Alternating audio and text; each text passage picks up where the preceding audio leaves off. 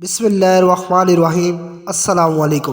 حضرت عائشہ رضی اللہ تعالیٰ عنہ سے مروی ہے کہ ایک دن حضرت محمد صلی اللہ علیہ وسلم حضرت خدیجہ کا ذکر کر رہے تھے کہ میں نے کہا، اے اللہ کے نبی صلی اللہ علیہ وسلم، آپ اکثر اس بڑی بیوی کا ذکر کیوں کرتے رہتے ہو؟ اللہ تعالیٰ نے اس سے بہتر بیوی سے آپ کو نوازا ہے۔ حضرت عائشہ رضی اللہ تعالیٰ عنہ فرماتی ہے، جب میں نے یہ بات کہی تو حضرت محمد صلی اللہ علیہ وسلم کا چہرہ مبارک سرخ ہو گیا۔ مجھے علم ہو گیا تھا کہ حضرت محمد صلی اللہ علیہ وسلم کو میری یہ بات اچھی نہیں لگی۔ پھر حضرت عائشہ نے فرمایا، اے اللہ کے نبی صلی اللہ علیہ وسلم، آپ ناراض کیوں ہو رہے ہو؟ مجھ سے غلطی ہو گئی، میں آج کے بعد ایسی بات کبھی نہیں کروں گی۔ حضرت محمد صلی اللہ علیہ وسلم نے حضرت عائشہ رضی اللہ تعالیٰ عنہ کو معاف کرتے ہوئے فرمایا کہ حضرت خدیجہ رضی اللہ تعالیٰ عنہ کو میں کیسے بھول سکتا ہوں؟ حضرت خدیجہ رضی اللہ تعالیٰ عنہ نے میرا ساتھ اس وقت دیا جب ہر طرف سے کفار مجھے تکلیف اور مشکلات پہنچا رہے تھے۔ حضرت خدیجہ رضی اللہ تعالیٰ عنہ اس وقت میرا سہارا بنی جب مشرکین میری جان لینے کے پیچھے پڑے ہوئے تھے۔ تمام بیویوں میں سے حضرت محمد صلی اللہ علیہ وسلم اپنی پہلی بیوی حضرت خدیجہ رضی اللہ تعالیٰ عنہ کو اکثر یاد کرتے رہتے تھے، ان کے لیے اللہ تعالیٰ سے مغفرت کی دعا کرتے رہتے تھے۔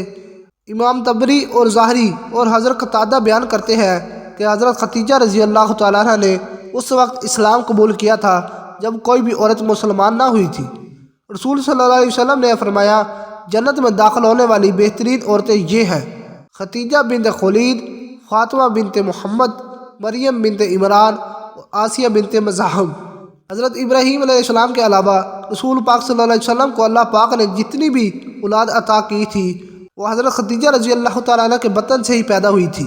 حضرت خدیجہ رضی اللہ تعالیٰ عنہ کے وصال کے بعد قریش کے لوگوں نے رسول پاک صلی اللہ علیہ وسلم پر بہت ظلم کیے۔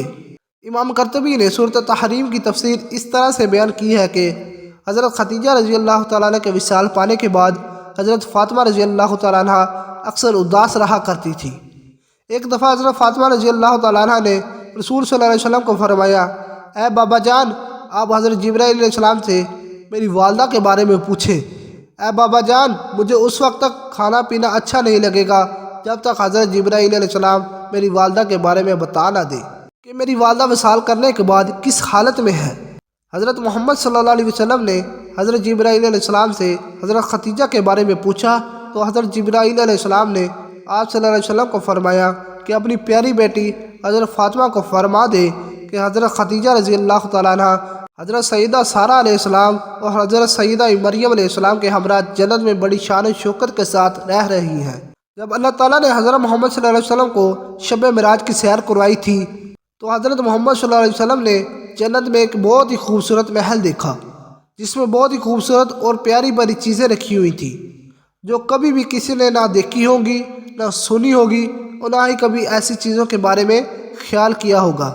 یہ محل دیکھ کر حضرت محمد صلی اللہ علیہ وسلم نے حضرت جبرائیل علیہ السلام سے دریافت کیا کہ یہ محل کس کے لیے بنایا گیا ہے؟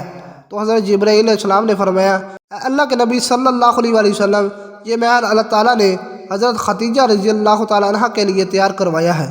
حضرت جبرائیل علیہ السلام کی یہ بات سن کر حضرت محمد صلی اللہ علیہ وسلم نے فرمایا کہ میں اللہ تعالیٰ کا لاکھ لاکھ شکر ادا کرتا ہوں کہ اللہ تعالیٰ نے حضرت خدیجہ رضی اللہ تعالیٰ عنہ کو دنیا میں مال و دولت خرچ کرنے کے بدلے میں جنت میں اعلیٰ محل اور اعلیٰ مقام عطا کرے گا۔ اس بات میں کوئی شک نہیں ہے کہ حضرت خدیجہ رضی اللہ تعالیٰ عنہ کی زندگی عورتوں کے لیے بہترین نمونہ ہے۔ حضرت محمد صلی اللہ علیہ وسلم نے فرمایا کہ تمہارے اتباع و اقتداء کرنے کے لیے 4 عورتیں ہی کافی ہیں: مریم بنت عمران، خدیجہ بنت خولید، فاطمہ بنت محمد اور فرعون کی بیوی حضرت آسیہ۔ حضرت خدیجہ رضی اللہ تعالیٰ عنہ وہ پہلی عورت ہے جن کو اللہ تعالیٰ نے خود سلام بھیجا تھا اور جنت میں اعلیٰ محل کی بشارت سے نوازا تھا۔ قرآن پاک میں سب سے پہلے آپ رضی اللہ تعالیٰ عنہ کو ام المومنین کے لقب سے نوازا گیا۔ حضرت خدیجہ رضی اللہ تعالیٰ عنہ نے ہی سب سے پہلے حضرت محمد صلی اللہ علیہ وسلم کی تصدیق کی تھی۔ سبحان اللہ۔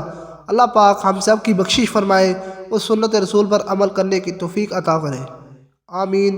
اگر ویڈیو اچھی لگی ہے تو میری ویڈیو کو لائک اور چینل کو سبسکرائب ضرور کیجیے گا۔ اللہ حافظ۔